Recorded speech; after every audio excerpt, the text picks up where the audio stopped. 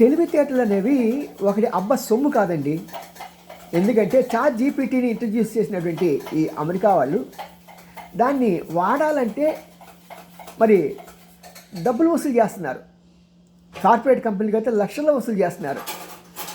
ఇలా చేస్తూ ఆహా సైంటిఫికల్గా మేమే కింగ్స్ అన్నారు. మరి చైనా ఊరుకుంటుందా?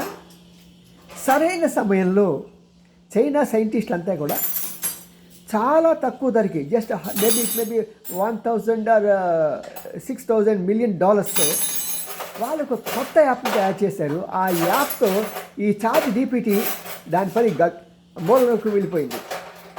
మరి అది ఫ్రీ, టోటల్లీ ఫ్రీ. మరి చైనా వాడు అమెరికా మీద తీసుకున్న ఒక కక్ష సాధింపు అంటే ఇదే. కాబట్టి తాడు ధన్యవాడు అంటే తల ధన్యవాడు అంటే గుడ్ అనే విధానంలో ఇలా జరిగింది.